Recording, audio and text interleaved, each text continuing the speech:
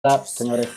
Eh, bueno, buena tarde. Vamos a comenzar hoy un poquito con los videos que dije que íbamos a montar para hoy. Van a ser unos 2, 3 videos máximo. Puede tratar de que no sean muy largos. De fondo estamos escuchando Grace Kelly de Mika. Es una especie de, pues, de orientación inicial en lo que comienzo a hablar ya más en serio, porque luego tendré que detenerla, ¿no? ¿Cómo van? ¿Cómo los está tratando el coronavirus? ¿Qué tal la situación? ¿Qué tan encerrados están? ¿Qué tan paranoicos están? ¿Qué tan preocupados realmente están? ¿Cuántos tapabocas tienen?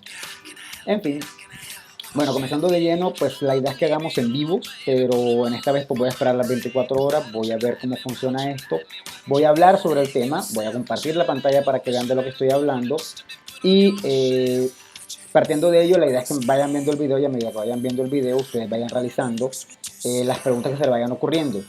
En la hora y media de la clase yo voy a estar conectado y si me van llegando los mensajes y no son muchos o no son demasiados, voy a ir tratando de responderles el tiempo. ¿Está claro? Entonces sí quisiera que comenzáramos previamente recordando un poquito de la clase pasada. ¿Les parece? Ya tenemos a Mika para poder comenzar en uno, 2, 3. Bien, bueno, ¿qué vimos en la clase pasada? No sé si lo recuerdan. La clase pasada estábamos hablando de un capítulo. En la clase pasada realmente estuvimos fue discutiendo un poco sobre cuáles eran los grupos de trabajo para el trabajo final. Trabajo que habrá que mirar cómo lo desarrollamos en lo que pues se resuelve toda esta situación pandémica, ¿no? Entonces, pero básicamente estábamos viendo, si recuerdan, el tercer capítulo del libro de masas, medios y audiencias. Y ya llevamos 2 clases hablando sobre diferentes aspectos, diferentes, ¿cómo decirlo? Hemos estado hablando de lo que es la masa, lo que implica la masa, cómo la comunicación surgió gracias a la masa. Entonces lo que quiero hacer ahora es hacer como un pequeño resumen para cerrar el capítulo, para organizar lo que hemos estado viendo porque pues la clase se llama Teoría de la Comunicación y hasta ahora hemos estado viendo como conceptos sueltos y quisiera como aterrizarlos y decir, miren, así comienza a surgir la teoría de la comunicación. Como vimos con la primera lectura que hicimos, pues es hasta el siglo XIX que de alguna manera la prensa se vuelve efervescente, o sea, hay un montón de prensa, se comienzan a publicar un montón de cosas y en ese orden de ideas es cuando realmente surgen los medios masivos. Aunque la imprenta 400 años atrás tuviera alguna influencia, no es sino hasta el siglo XIX que eso comienza a pasar. Partiendo de eso, obviamente el surgimiento de las teorías de la comunicación comenzará a partir del siglo XIX.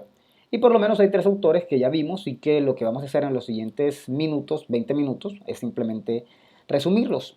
Y esos autores están aquí. Recordemos el nombre del capítulo. El nombre del capítulo es La sociedad de las masas y la aparición de los medios.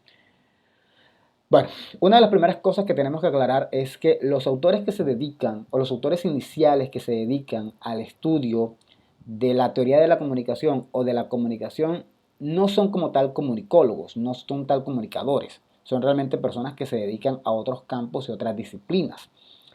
En ese entonces todavía esto de la teoría de la comunicación no existía. Para ser honestos, actualmente ni siquiera es completamente seguro que se pueda hablar pues, de una teoría de la comunicación, ¿no?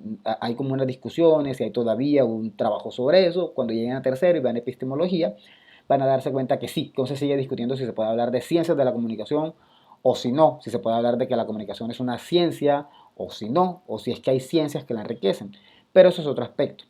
Entonces, estos 3 primeros autores que se trabajan en el capítulo realmente no están preocupados por la comunicación. Es más, ni siquiera tienen en cuenta la comunicación en sus postulados. Lo que ellos están haciendo es explicarnos cómo está funcionando la sociedad. ¿Y por qué nos interesa cómo explican ellos cómo funciona esa sociedad? Bueno, porque esa sociedad es la que va a consumir los medios masivos de comunicación. Entonces, básicamente, los primeros postulados de la teoría de la comunicación realmente lo que buscan es describir cómo es la sociedad y no son de comunicadores. Entonces, el primer señor que nos habla sobre el asunto fue un señor que apareció en el examen y que ya hemos visto un par de veces, y que es el señor Ferdinand Tonis, como lo vemos aquí.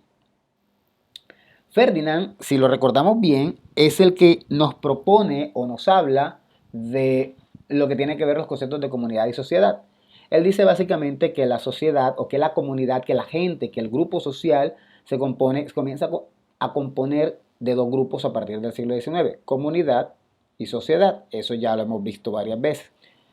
En ese sentido, pues la comunidad, como ya lo sabemos, tiene lazos fuertes, está vinculada por la tradición, hay parentesco, hay amistad, hay unos vínculos sociales cohesivos que son, básicamente por vínculos sociales cohesivos nos referimos a todos esos lazos que nos unen a las personas, no solamente la amistad, sino la amistad que consigues en el trabajo, la camaradería, el señor de la tienda, tu vecino. Esos son los vínculos realmente sociales cohesivos. Y ahí se presenta la comunidad y las situaciones comunitarias. Ejemplos de vínculos de comunidad: la familia, los integrantes de la aldea, las congregaciones religiosas, como vemos aquí. Si somos claros y si tenemos esto en cuenta, eh, podemos notar que de alguna manera, en una gran ciudad, en una ciudad tan grande como Nueva York, en una ciudad tan grande como Tokio, en una ciudad tan grande como Ciudad de México, o en ciudades más pequeñas como la misma Cartagena, que es pequeña en contraste con las grandes ciudades del mundo, hay grupos comunitarios. ¿Sí me entienden? O sea, su familia es una comunidad dentro de una gran sociedad. Eso hay que tenerlo claro. Sin embargo, cuando el señor Tonis habla de eso, realmente él se está refiriendo a dos tipos de comunidades, a dos tipos de grupos, perdón, a dos tipos de grupos. El grupo de las ciudades y el grupo del campo, que es el de la forma agraria. Las comunidades corresponden con los grupos agrarios, de alguna manera. Y en ese sentido es que lo está entendiendo el autor. Pero actualmente hay comunidades en diferentes partes. ¿Está claro? O sea, hay comunidades en las grandes sociedades, igual hay comunidades. Y en esas comunidades, pues los seres humanos están vinculados dentro de una totalidad y todos son importantes. En su familia, por ejemplo, todos son importantes. Papá, mamá, abuelo, el vínculo es importante. Entre los vecinos no podemos decir, bueno, hay un vecino que es más importante que otro. No, todos son importantes, a todos se les valoran los aportes y a todos importan como personas. Por eso, si en el barrio se muere algún vecino, todos vamos a su sepelio, porque hay un vínculo importante, hay un vínculo afectivo. No evaluamos y no decimos algo como, ese señor era de los que no barría la puerta, él no barría la calle. Entonces, como él no barría la calle, no vamos a ir. No, no evaluamos sus resultados, no evaluamos lo que nos produjo. Evaluamos realmente es su parte afectiva, toda la parte emocional, lo que él representa. Y en ese sentido todos estamos como con mucho cariño y mucha armonía. En contraparte está lo que se entiende como la sociedad.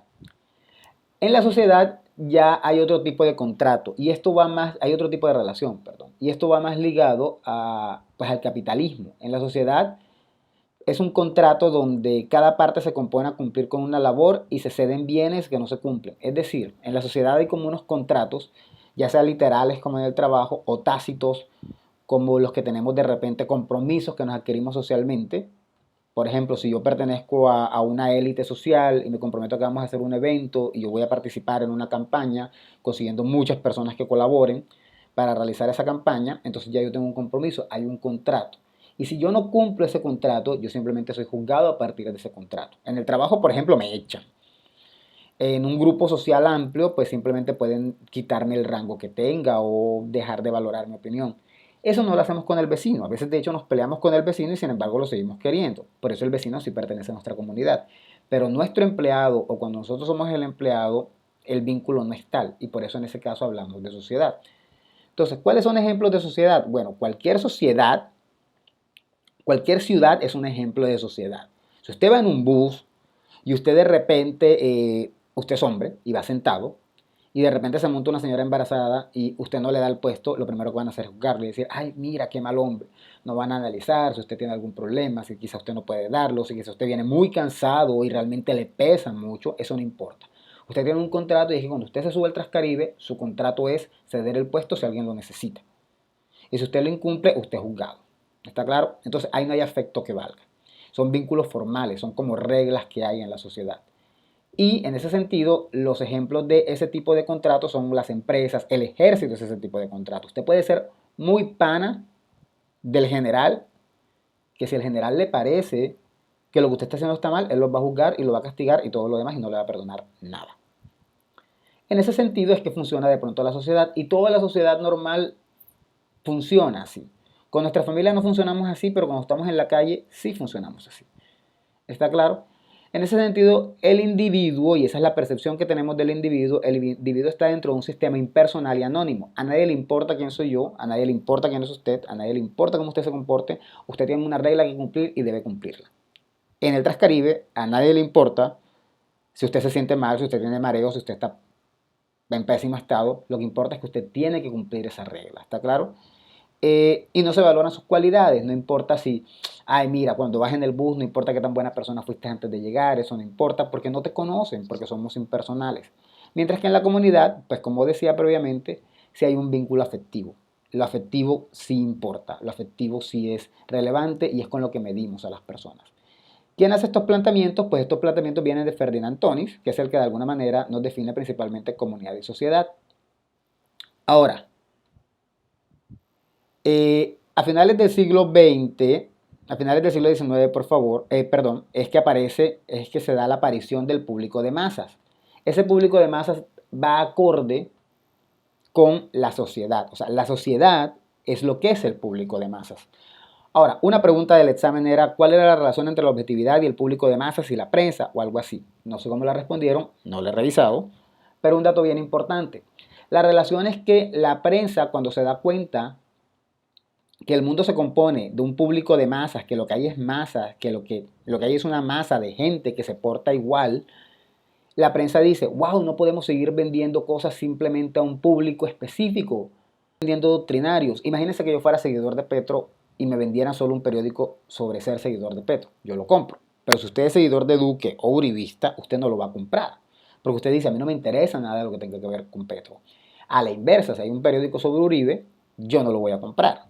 Quizá usted es uribista, usted sí. Entonces, a la prensa, como le interesa hacer el negocio del capital, ellos dicen, bueno, tenemos que despejarnos de todas las opiniones, no podemos ser doctrinarios, tenemos que volvernos objetivos. ¿Y qué significa ser objetivo? Significa que sus opiniones no van a aparecer. Usted va a transmitir hechos, va a transmitir información, y actualmente eso es a lo que se dedica la prensa, entre comillas, eso no es tan cierto. Pero sí se supone que usted lo que hace es transmitir hechos, expresar hechos. Usted pocas veces expresa opinión. Hace poco hemos visto el video de Malu de Caracol, donde transmite la información sobre Duque y dice, entre líneas dice como que, ay, Dios mío. ¿Por qué ha causado tanto revuelo? Porque ella está transmitiendo una opinión. Y se supone que la prensa no hace eso. Se supone que la prensa simplemente dice la verdad y ya. Eso, esa actitud de solo decir la verdad o decir los hechos sin dar mayores opiniones, viene a partir de finales del siglo XIX.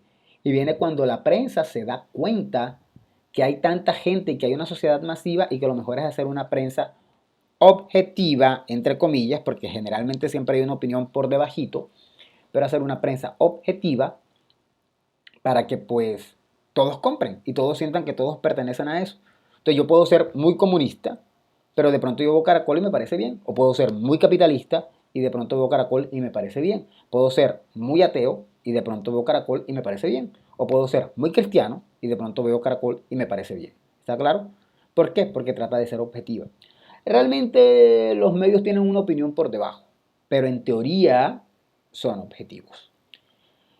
Y la prensa hace eso cuando se da cuenta que hay una masa en la sociedad, que hay un público de masas y lo que hacen es tratar de vender su periódico a esas masas, a esos públicos.